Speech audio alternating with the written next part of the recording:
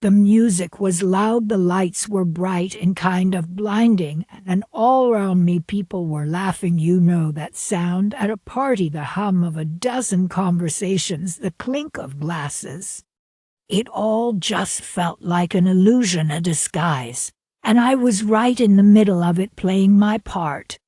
Smiling, nodding, saying the right things, performing the role of the good parent. I saw her across the room, my daughter. She looked radiant but distant, like she was on the other side of a glass wall.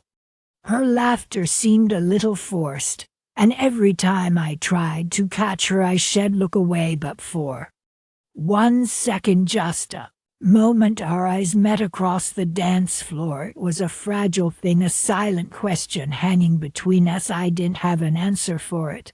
And then it happened. It was a small thing. I said something casual, thoughtless. I saw her expression change. The polite mask just fell away, and what was left was raw and honest, right there in the middle of all that noise and celebration. Her voice started to tremble, but it was firm. Her eyes were glassy with tears she was refusing to shed, and she said it. The words cut through the party chaos like a knife. You're just a cowardly fool. And the craziest part, the crowd kept laughing, the music kept playing, but the lights, they didn't feel festive anymore. They felt harsh, like they were exposing me, not illuminating the room. After she said it, everything just stopped. The sounds around me became muffled, like I was underwater. The colors all blurred together. All I could hear was my own heartbeat pounding in my ears. My first instinct was to fight back, to defend myself, to explain it all away, but that impulse was just drowned by a tidal wave of shame and a terrible dawning realization. My mind flashed back to all the moments I let slip by, the conversations I avoided, the difficult choices I sidestepped, the slow, quiet erosion of her trust in me. My hands started to tremble, my throat tightened. I just wanted to disappear into the noise. And I understood with a cruel, intimate clarity that her anger, it was just a reflection, a mirror of a pain I had caused and then ignored for years. She turned and walked away, and the space she left behind was so silent, so empty, that not even the music could fill it. I just stood there, frozen, a statue of regret under a glittering disco ball, and in that stillness I finally understood the cowardice wasn't just about the things I didn't do. It was about my refusal to face love honestly, to be brave enough for the hard, messy truth. I saw her silhouette moving away, framed by the party lights. And I didn't see an accuser anymore. I saw someone who was finally free enough to speak her truth. The music is still playing, but it's fading now, and I'm left with this wound, this raw, painful gash. But for the first time I have this quiet, terrible feeling that this might be where the healing begins. Walking into that party felt like putting on a costume. Everyone was laughing, the music was pounding, and all I could feel was this heavy weight in my chest. I put on a smile, the same one I've been practicing for years, but inside it was just frustration, a deep, quiet resentment that's been building for so long. All night memories kept pushing their way. In that time you didn't stand up for me when it really mattered, the way you'd always change the subject when things got to real, choosing a quiet house over an honest conversation. I've spent so many years biting my tongue, swallowing my anger, smiling and nodding while feeling completely invisible to you. And tonight, with all this forced happiness everywhere, it just made the dishonesty at home feel even louder than you said it. That little casual comment, it was so familiar, that same tone you used to smooth everything over, and it was just the final straw. I felt something surge up in me that hurt I've been keeping down for years just broke through. I confronted you. There in public on purpose. I know it seems cruel, but you know why? Because in private you always find a way to deflect, to minimize, to walk away. I needed you to hear me. I needed to say the words where you couldn't just ignore them. And so I said it. You're just a cowardly fool, because that's what I've seen my whole life. You avoiding every difficult truth, you running from any emotional responsibility. And I was done watching it for a second right after I said it. I was terrified. I thought you'd get angry, or tell me I was being dramatic, or just shut down completely. I was watching your face, waiting for it. But then this incredible wave of relief washed over me. It was like I had put down a burden I'd been carrying for a decade. I know it was harsh, I know it hurt, but it was the truth.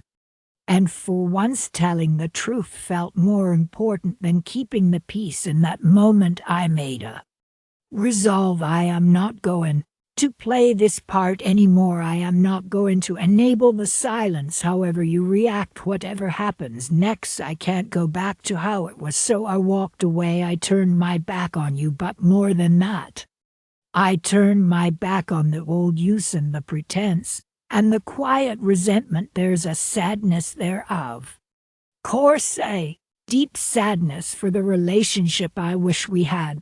But there's also something else. For the first time, I feel a sense of self-respect. I was honest. This confrontation, as painful as it is, was necessary.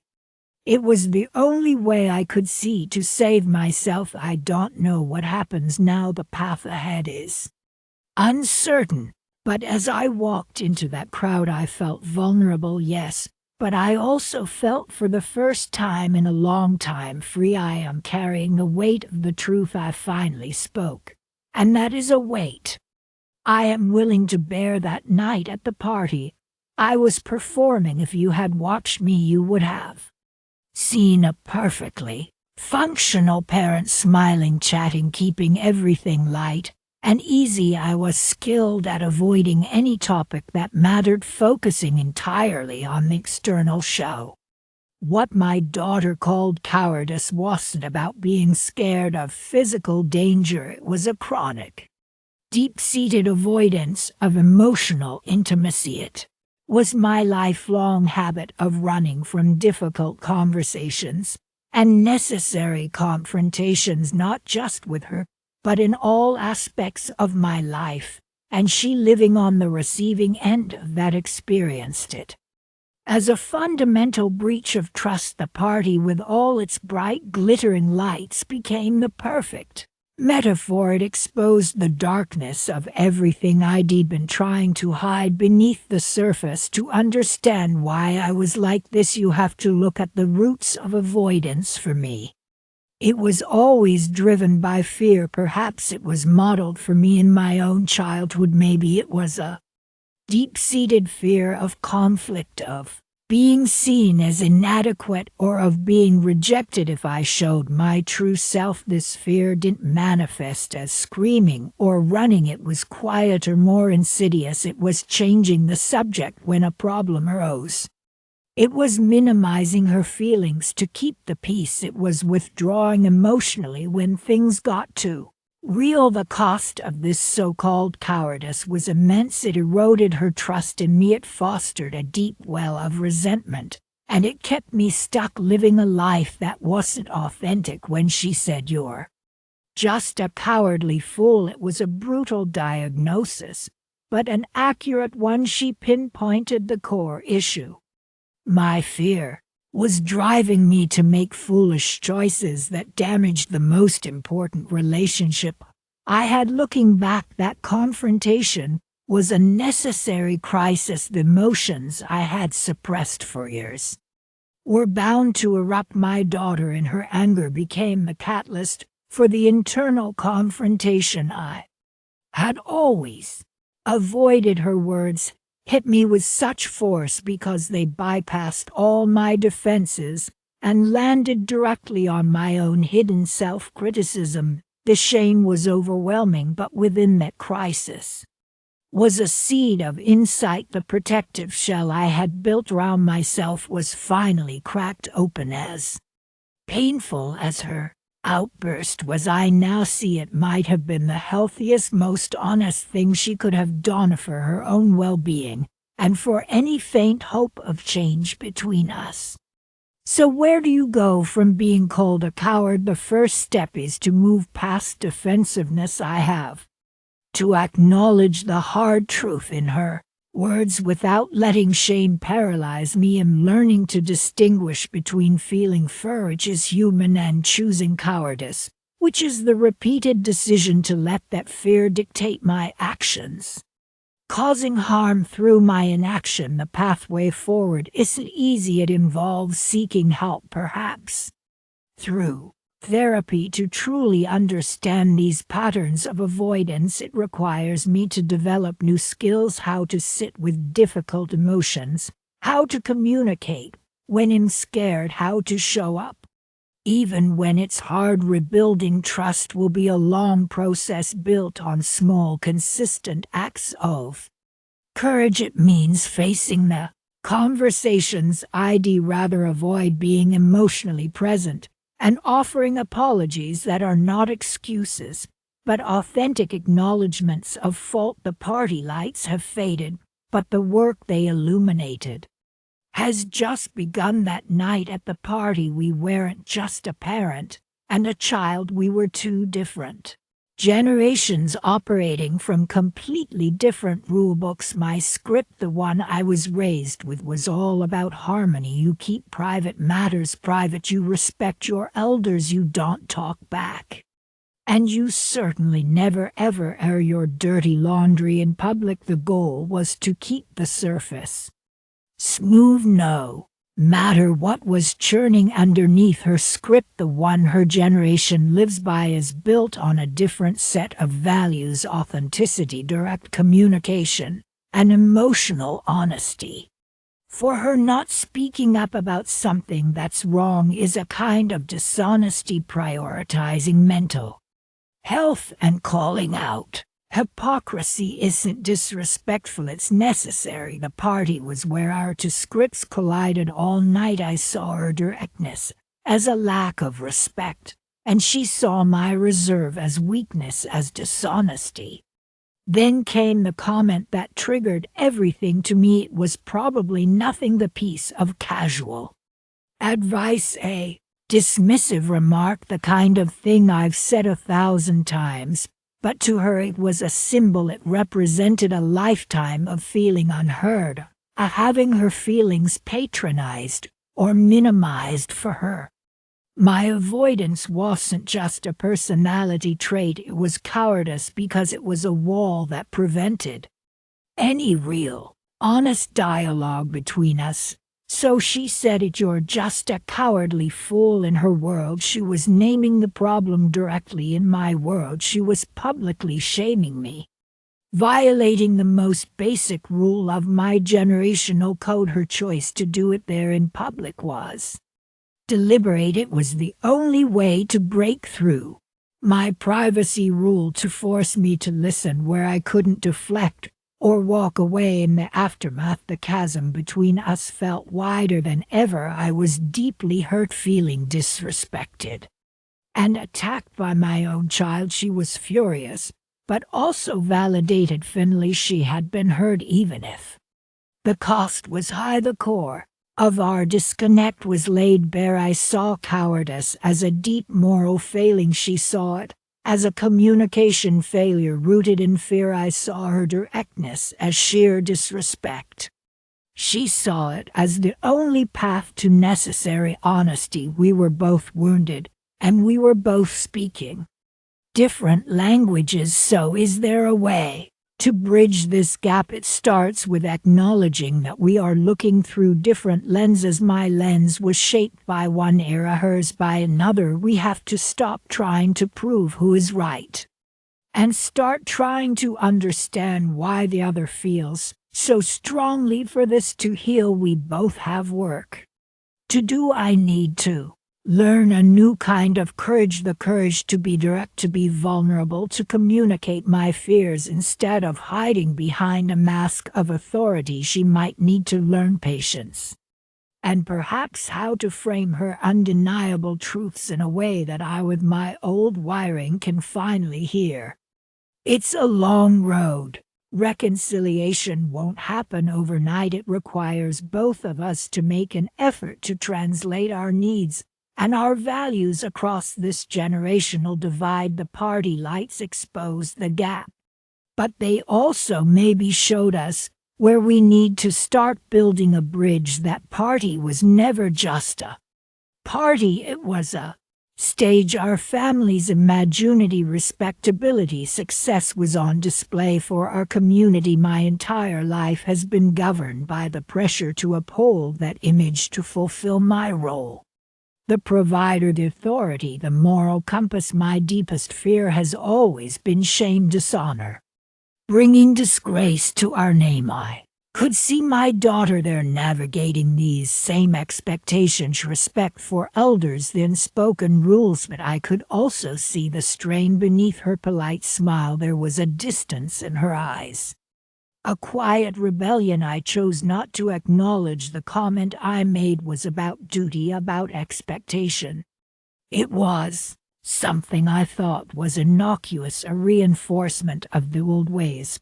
But for her it must have been the final proof of a lifetime of hypocrisy, of the gap between the ideal we presented and the reality we lived. When she looked at me and said, "You're just a cowardly fool," it was the ultimate dishonor in our culture. Courage and wisdom are the pillars of a parent's identity. She wasn't just calling me a name, she was attacking the very foundation of my role. By doing it there in public, she maximized the shame. She stripped away the facade we had so carefully built, exposing our failure in front of everyone. To be called a coward in this context meant I had failed to protect, to lead, to make the hard decisions for my family. A fool meant my poor judgment had brought this shame upon us all. The impact was visceral. It was more than hurt. It was a profound, sickening sense of losing face, of failing in my most primary duty. My mind flashed to all the times tradition demanded courage, and I chose the easier, quieter path. I thought of the consequences of that avoidance, not just for me but for her. I felt utterly alone, adrift from the cultural anchors that were supposed to guide me. The celebratory lights around me didn't feel joyful anymore. They felt like a spotlight on my inadequacy. In that moment, any response was impossible. The cultural script told me to assert my authority, to chastise her for such disrespect, but the shame her words carried paralyzed me. All I could feel was the collapse of the world I had tried to build. The questions that followed are the heavy ones. Can our relationship exist outside these strict traditional roles? Is there a way to redefine courage, not as blind adherence to tradition, but as the strength to face painful truths? The path forward is unclear. It may require seeking guidance from those who understand our culture, to find a way to honor our past without being imprisoned by it. It will require a private, honest dialogue, where I acknowledge the pain that our cultural expectations have caused, and I am beginning to understand that her act of rebellion, however shaming, came from a place of its own courage. Her willingness to speak this painful truth may be the only thing that can force our family to evolve. It is a painful, terrible mirror she has held up, but perhaps it is the one we needed. The path ahead is uncertain, but the old one built on silence and performance is gone. We are now in the difficult space between tradition and truth, and we must find our way. The stage for this was perfectly set for an Explosion. The noise of the party forced her to raise her voice. The bright lights made it feel like we were under a spotlight. The crowd of people created a pressure cooker.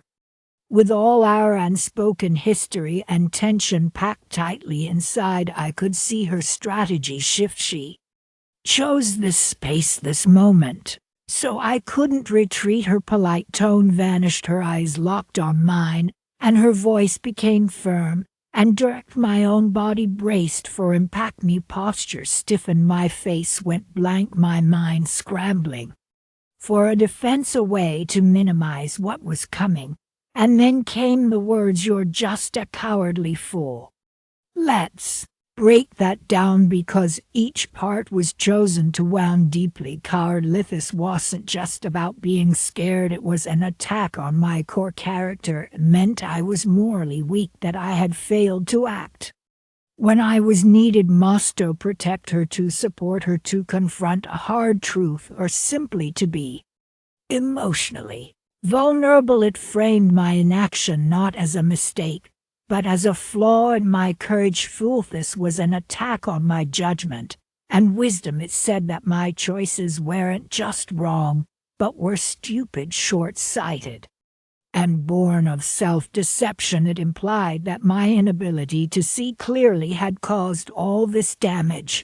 Together, the combination was devastating. It wasn't just that I had done bad things, but that I was fundamentally, inherently inadequate and untrustworthy. The power was in its simplicity. It was short, blunt, and unforgettable. It bypassed any logical argument and struck directly at my sense of self-worth. The immediate impact was like a physical blow. My mind went blank. I couldn't form a coherent thought. A cascade of emotions followed. First, a profound, sickening shame, because a part of me feared she was right. Then came the hurt, the anger, and a terrifying wave of self-doubt. Her words were a mirror, and they reflected my own deepest, most hidden fears about myself back at me. For her, it was a catharsis, a release of years of fury, but it was also a tremendous risk, using words as a final powerful weapon that could permanently break what was left between us. In the days and weeks that follow, those words don't fade, they echo, they become a defining memory, a clip that plays over and over in my mind. Responding feels impossible. To shout him not seems weak and defensive. To stay silent feels like an admission of guilt. To apologize feels like accepting a terrible truth about my own nature. The only path forward, the only way to heal, is for me to look past the brutal label and honestly examine the behaviors that made her use it. I have to separate what I did from who I am and work to change the actions, not just defend the identity. And for her, there is a burden to it. Is the burden of owning the power of her words. Expressing her pain was valid and necessary, but weaponizing language in that way, aiming to inflict a wound that matches her own, has consequences that will echo long after the pain of the original grievance. The words were both a weapon and a mirror, and now we both have to live with the reflection they created. So you want me to talk about what happened at the party? The lights were so bright, everyone was laughing, and the music was just a dull throb in my ears. I was doing my usual thing, smiling, nodding, keeping everything light, and then my daughter was just there. Her expression changed and her voice was trembling, but so clear. She looked right at me and said, "You're just a cowardly fool." The feeling was an avalanche. First, just shock, like I'd been physically hit. Then this deep, hot shame, devastation, and honestly some anger too. Mostly, I was just confused. It felt like it came out of nowhere. Therapist prompt: what about those words, cowardly fool, hit you the hardest? What did they touch inside you? The coward part, definitely, because I think it touched on a truth I've been avoiding. I have a pattern when things get hard, especially with her. I deflect, I withdraw, I try to smooth things over to make the conflict go away. I guess I've always thought I was keeping the peace, but now I see I was just avoiding the work. Let's unpack that. What is the fear beneath that avoidance? What were you really afraid of? I think I was afraid of failing, of her seeing me as a flawed parent. I was afraid of her anger, of not being able to handle it, and maybe deep down, I was afraid of facing the truth that I hadn't been the parent she needed me to be. It was easier to pretend everything was fine. It's important to distinguish here. Feeling that fear is human, it's natural. What your daughter labeled cowardice isn't the fear itself, but the repeated choice to let that fear dictate your answer in actions which caused harm. Can you see that pattern elsewhere? Yes, at work. I avoid difficult conversations with friends. I let things slide until the friendship just fades. It's the same thing, and my daughter. She was just holding up the clearest mirror. She was reacting to years of that behavior, of never feeling like she could get a real honest response from me. She didn't feel safe with my avoidance. This is painful to look at, but let's try to reframe it. What if this confrontation, however brutal, was a necessary gift, a gift it felt like a wound? Often they are the same thing. This rupture broke a long-standing unhealthy pattern of cowardly fool is the label she used. What was the core need of hers that wasn't being met? The need for honesty, for a parent who wasn't afraid of the hard stuff, for authenticity. She needed me to be brave enough to face reality with her. And I never was. So accepting responsibility means owning the specific behaviors that led her to that conclusion, without believing you are entirely and forever a cowardly fool. The very act of sitting here, examining this pain, is a counter-argument to that label. It is an act of courage. I suppose it is. So what does courage look like going forward? In practical terms, it means being willing to be vulnerable, to be the one to initiate a difficult conversation and not run away when it gets uncomfortable. It means listening to her anger without getting defensive or shutting down. It means apologizing for my specific actions, not just offering a vague "I'm sorry." It's about showing up consistently even when it's terrifying. And you must manage your expectations. Healing will take time. She may not trust this change for a long while. The focus must be on your consistent, courageous actions, not on demanding her forgiveness. I understand it's about building a new pattern brick by brick. Exactly that moment under the party lights, as painful as it was, didn't have to be the end. It could be the birthplace of a more honest, more courageous relationship. The choice is now in how you respond, not in what was said. Thank you. I think I can see a path now. It's narrow and steep, but it's there. The party ended, but the silence that followed was louder than any music. For days the words "cowardly fool" echoed in every empty room of my house. The shame was a physical weight. My first instincts were the old ones: to lash out with a defensive text, to play the wounded parent, to list all the reasons she was wrong. But for the first time, I recognized those impulses for what they were: the very cowardice she had named. They were escape routes from the pain, and taking them would only lead me further away from her. So I sat in the silence. I started writing in a journal, not to justify myself, but to honestly dissect my own behavior. I sought help, beginning the difficult work in therapy of understanding a lifetime of avoidance. I made myself see the world through her eyes. Years of deflected questions, minimized feelings, an emotional absence. It was agonizing, but it was necessary. My first reach out was a simple text I wrote: "I'm thinking of you. I am so sorry for the pain I caused. No excuses, no demands for a reply. It was just a message in a bottle sent into the deep silence, acknowledging the storm I had created. Weeks later, we sat down. This time it wasn't under blinding party lights, but in the quiet lamplight of her living room. My hands were trembling, but my voice was steady. I'd practiced my apology not as a performance, but as a truth. I needed to fully own I need to apologize. I began for all the times I withdrew when you needed me to be present, for changing the subject when the conversation got too real. I understand now why you saw me as a coward. I was terrified of conflict, of failing you, of not being enough. But my fear is not an excuse, it is my responsibility, and I let it hurt you. I am so sorry for the pain my avoidance caused. I delivered the words, and then I did the hardest thing. I stopped talking.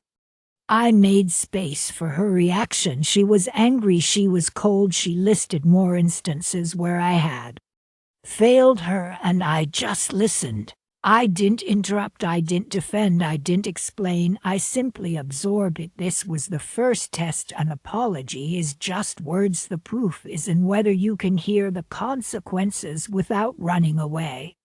I knew then that trust wouldn't be rebuilt with one conversation. It would be earned brick by brick. Through consistent, quiet acts of courage, I started initiating difficult talks. I began expressing my own feelings, using I feel statements that owned my emotions instead of blaming hers. When I promised to call, I called. When she set a boundary, I respected it completely, even when it hurt. There were setbacks. Old habits die hard, and sometimes I'd feel myself starting to withdraw. But now I could catch it. I'd acknowledge the slip. I'm sorry, I feel myself getting defensive. Can we try that again? Slowly, almost imperceptibly, the foundation began to shift. A conversation that didn't end in tension. A shared laugh that felt genuine, not forced. A moment where she shared a vulnerability with me, and I simply listened and said, "Thank you for telling me." These were small, fragile miracles. We are building a new relationship now. It's not the old one bound by my unspoken rules and her silent resentment. It's something more adult, more honest. It is based on the mutual respect that can only exist when both people have the courage to be real. The road back is long, and I know I will be walking it for the rest of my life. It requires a sustained commitment to vulnerability that does not come naturally to me, but I am learning. Now when I think of those party lights, I don't just see a moment of rupture, I see a moment of brutal necessary truth. It was the death of our old broken dynamic, and while the birth of this new one has been the most painful experience of my life, it is also the most meaningful. The confrontation that shattered me ultimately became the catalyst that allowed me finally to begin to become the parent she deserved all along.